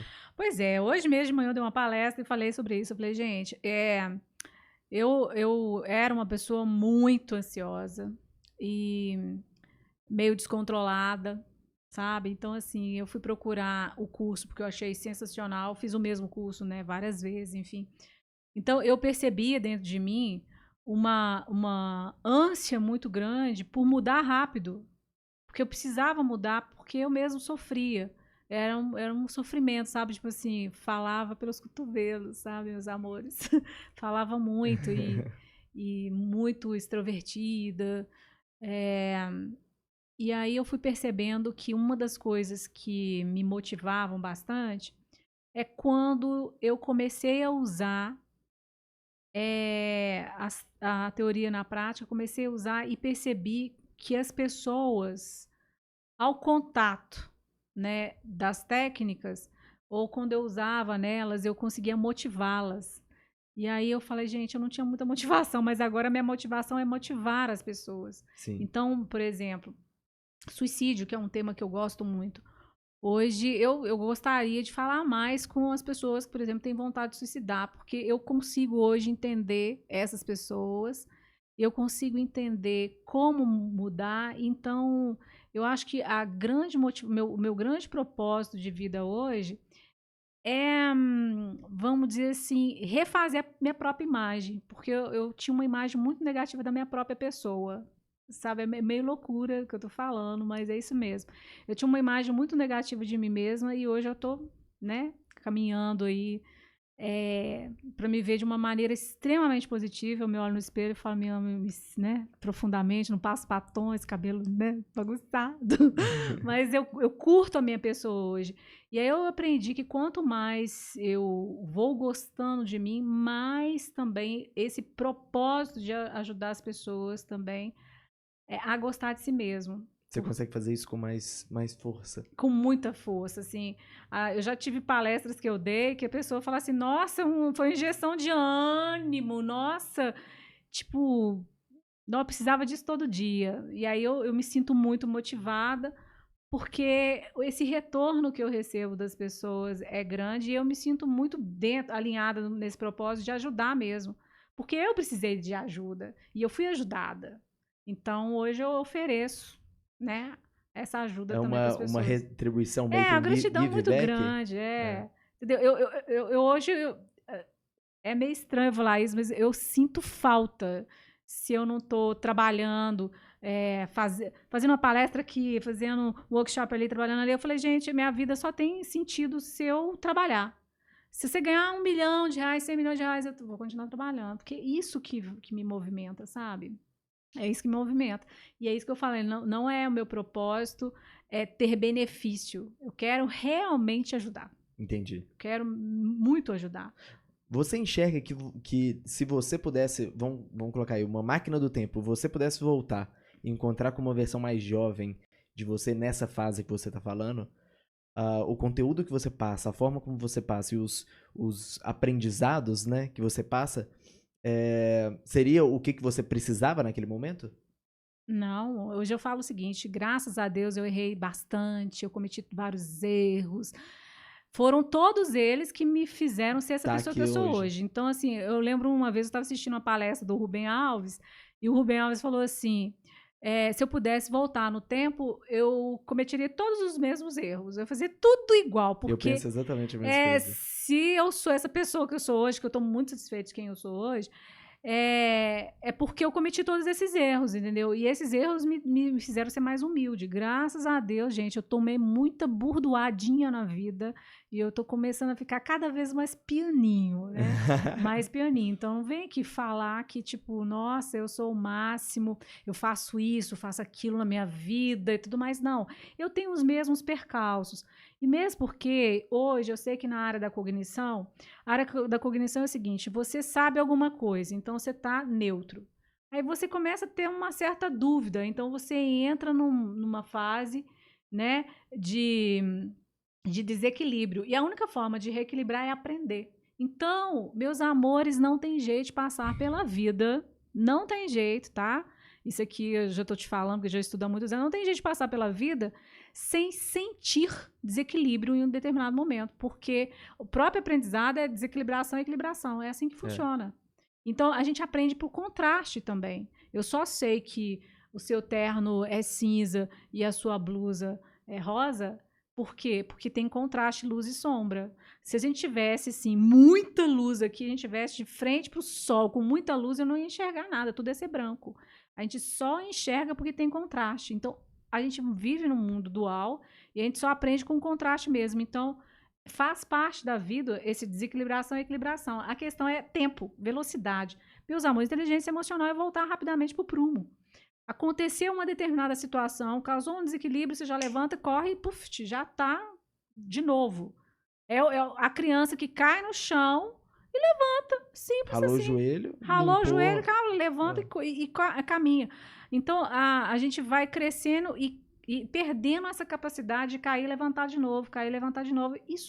Isso torna as pessoas, eu acho que as pessoas mais empreendedoras que eu conheço, as pessoas mais diferentes que eu conheço, são justamente as que mais pessoas levaram porrada, que né? levaram muita porrada mesmo, é isso mesmo, e que deram a volta por cima, ou que está sempre se reinventando, ou não se deixa num estado de vitimismo, que infelizmente, não sei quando surgiu isso na psicologia, de culpar os pais, né? Todo problema seu foi por causa da sua criação. Então, tem gente que vai conversar, e eu vou falar inclusive de mim, tá, gente? Que eu também chegava a falar isso, porque eu sou assim, meus pais eram no interior. Então, a gente cria um tanto de justificativa por que a gente é daquele jeito, sabe?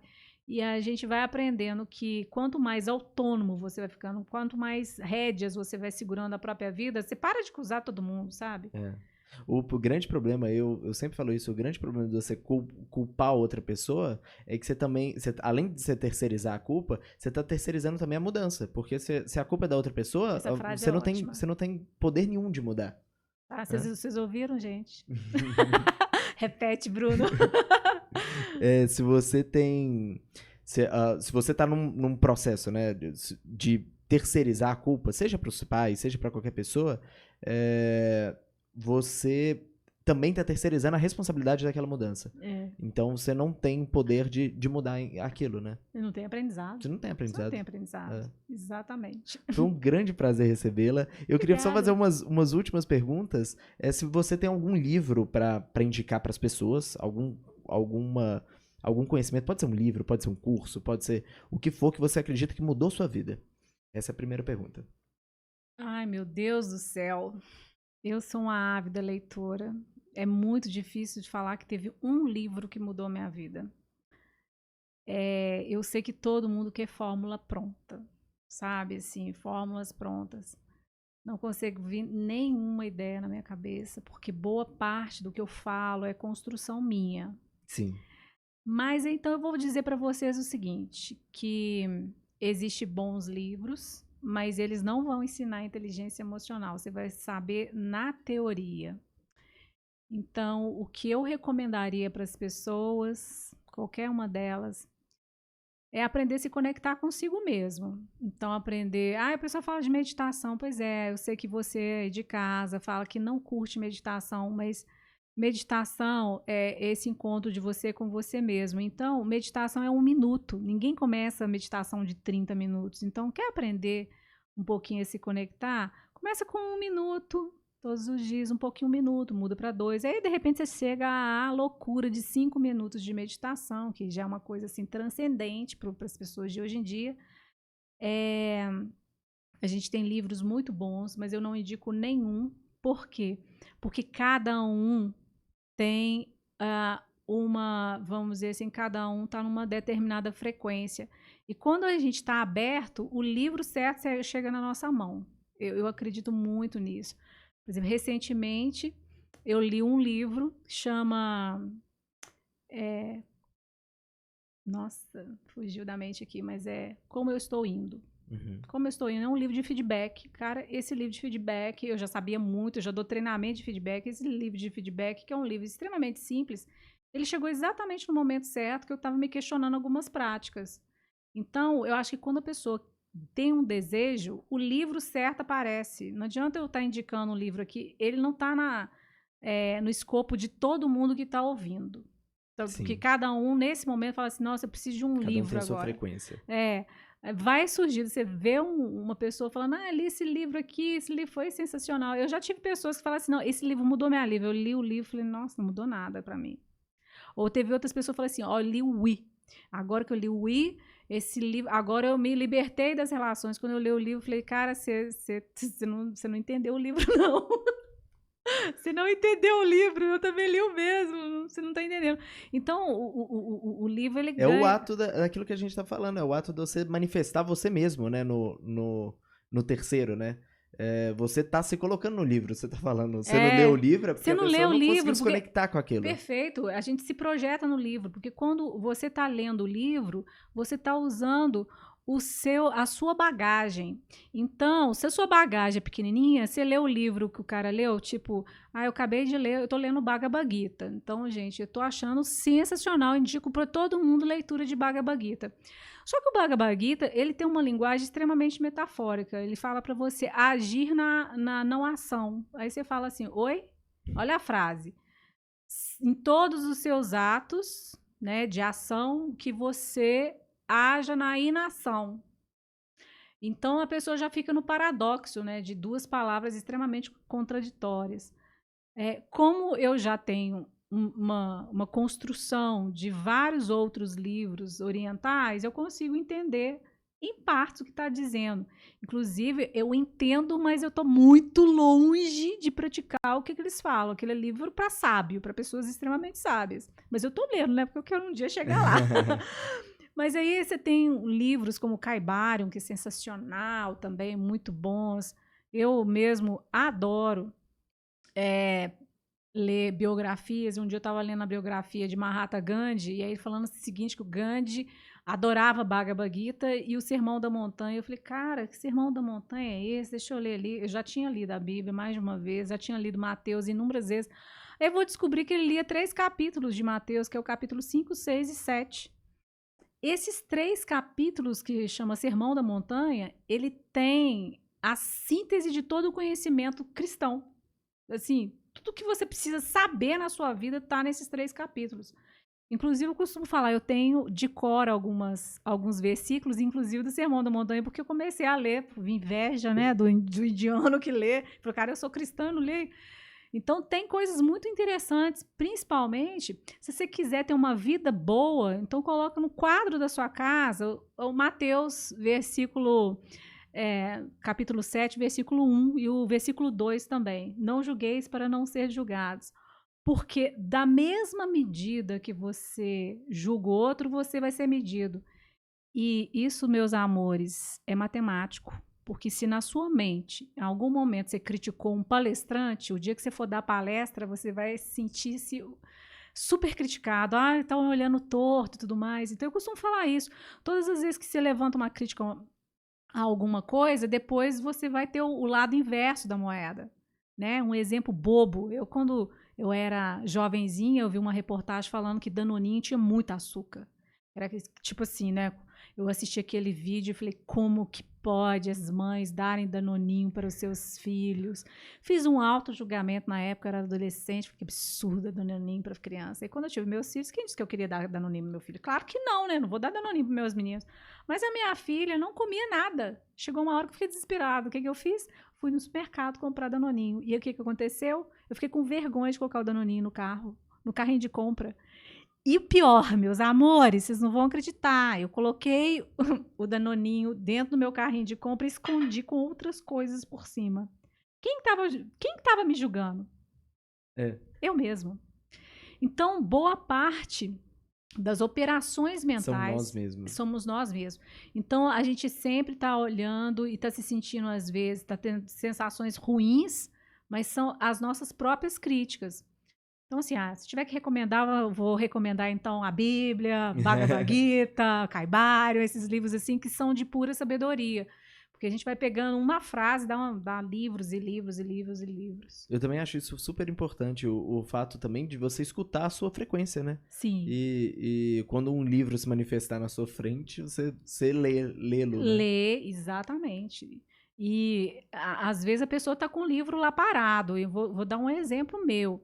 Eu estava com o livro do Dalai Lama parado, vocês já viram que eu falei mais dele mais de uma vez, chama A Arte da Felicidade, segundo o Dalai Lama. Eu estava com o livro parado, tipo no capítulo 11, assim. Não que o livro não fosse bom, o livro era excelente, mas surgiu outras coisas na minha vida e o livro ficou parado naquele capítulo. E aí eu estava grávida já de 6 meses, e eu fui assistir uma palestra quando eu estava grávida, de pais grávidos, e na hora que eu fui falar lá na palestra, falou que parto normal, que era o que eu ia ter, tinha corte também, tem um pequeno corte. E aí quando eu fiquei sabendo que ia ter corte, eu entrei em um parafuso. Naquela época eu tinha um estresse muito grande com qualquer coisa cortante. Bom, enfim, saí da palestra em pânico, dizendo pro meu marido, meu Deus do céu, agora vou ser cortada. Eu não sabia que parto normal, né? Corte, tem um pequeno corte. Meu marido, com aquela paciência dele divina, né? Ele vira para mim e fala, tipo, deixa de filho, né? Hoje tem peridural, desde que o mundo é mundo, mulher tem filho, e hoje tem peridural, para com isso. Então, ele, naquele coisa lógica, matemática, me voltou de novo pro prumo, deu uma voltadinha, mas eu fiquei muito mal, fiquei um dia e meio mal. Eu peguei o livro do Dalai Lama para ler. Gente, cara, foi só sensacional.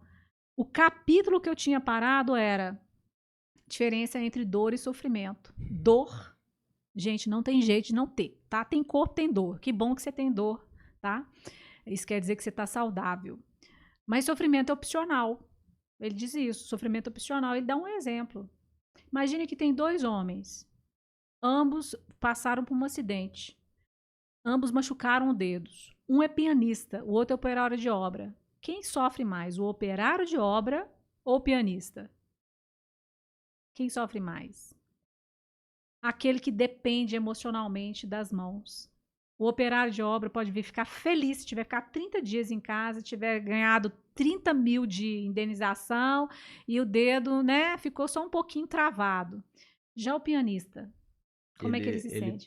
Precisava do dedo para se conectar emocionalmente, né? De Sim, certa ele forma. precisa dos dedos todos para tocar uma nona de Beethoven, Exato. entendeu? Então, enfim, quando o Dalai Lama falou que sofrimento era opcional, isso bateu tão profundamente na minha mente que naquele momento eu tomei uma decisão. Sabe qual a decisão que eu tomei? A decisão foi o seguinte: se eu tiver que sofrer, eu vou sofrer dor, né? Se eu tiver que sentir dor, vou sentir dor lá na hora. Eu não vou sofrer por antecedência. Se eu tiver que sentir dor, vou sentir dor lá na hora, eu não vou sofrer por antecedência. O fato é que isso se tornou um mantra para mim. E todas as vezes que vinha aquela sensação ruim, eu dizia para mim que se eu tivesse sentir dor, eu ia sentir dor quando? Lá na hora, que eu não iria sofrer por antecedência. E aí aconteceu uma mágica. Eu fui para o hospital, porque eu tive o rompimento do tampão, tive um sangramento, cheguei lá e falei, olha, eu tô aqui tendo uns desconfortos, mas eu não tô sentindo a tal das cólicas, eu não tô sentindo. Aí o médico virou para mim e falou assim, você pode ficar despreocupada, você não tá tendo, não é cólica que a gente chama, acho que é um outro nome. Contração? Não é contração, não. Você não tá sentindo. Eu falei, mas como? Toda mulher sente, né? Ele falou, não, tem algumas mulheres que não sentem. Eu falei, cara, eu não tô sentindo. Tipo, eu sou uma pessoa, assim, sorteada na loto, né? Então, eu não tive as dores do parto que as pessoas normal tiveram. E eu não sei como é que é esse mecanismo cerebral que eu falei que eu ia sentir dor lá na hora. Só que lá na hora de nascer o neném, eles não me aplicaram epidural. Então, o nascimento da minha menina foi 30 segundos. A minha médica falou assim, olha, faz força, continua, minha filha nasceu. Então, assim, foi o melhor parto que eu conheço. Não conheço nenhum parto tão sensacional quanto o meu, mas eu fiquei por 3 meses falando para mim mesmo que se eu tivesse, né, que ter dor, eu ia ter dor lá na hora, e não tive. E aí, o que eu vou dizer para você? O livro estava lá, do lado da minha cama. E eu voltei a ler ele no momento exatamente certo. Eu acho que se eu tivesse lido antes, ia passar batido. Mas a hora certa foi aquela hora, né? Então é isso. Quando o pessoal me pergunta livro, eu falo, meu Deus, eu não sei o que eu falo. Esse livro, por exemplo, é um bom livro para ler. A Arte da Felicidade, segundo Dalai Lama, é um livro que eu indico muito. Que bacana. Se eu deixar aqui, gente, eu não tenho um livro de cabeceira, eu tenho uma biblioteca de cabeceira. Não, eu também leio pra caramba. Escolher livro também é muito difícil. Principalmente por isso, né? Você tem o seu tempo ideal. Colocando a segunda pergunta, pra gente finalizar, Clênia. Pra você, se você tivesse que passar pros ouvintes, para as pessoas que estão escutando ou vendo a gente agora, uma frase, um conhecimento, alguma coisa concreta pra transformar a vida delas. Resumir basicamente toda a nossa conversa em uma coisa, em uma frase. Lição número 1. A mente trabalha muito melhor quando ela está calma, confiante, tranquila e confiante. Essa é uma lição que, se todo mundo conseguir entender, que se você fica calmo, tranquilo e confiante, você já tem tudo. Né? E eu acho que a gente vai finalizar com essa frase mesmo. Muito obrigado, Clênia, pela sua presença. Se você quiser deixar aí as redes sociais, alguma forma das pessoas se conectarem com você. Então vamos lá, pessoal. Eu estou em fase de transição agora, né? Mas o pessoal pode me procurar no Instagram, né? Clênia Carvalho. Nossa. Pode ficar sem fone. Tá, pode vou tirar ficar o sem fone. Pode me procurar no Instagram, no LinkedIn, Clênia Carvalho. Ou pode entrar no site que eu vou dar um improvement nele, que é www.educaçãoemocional.com. Lá tem, vamos dizer assim, os meus contatos. Mas eu estou produzindo agora conteúdos, como eu falei, né, gente? Gabriel, eu estava conversando com ele aqui antes, que eu trabalhei 20 anos na informática e tomei meio antipatia de informática, mas agora estou voltando de novo, né, às pazes com a informática, de voltar a me conectar mais com as redes sociais. Perfeito. Vou deixar os contatos aqui na descrição do vídeo. Novamente, muito obrigado e eu gostei muito do nosso bate-papo. Ok. Muito obrigada pelo convite, gente. Obrigada por vocês terem escutado até agora. Um beijo grande para todos.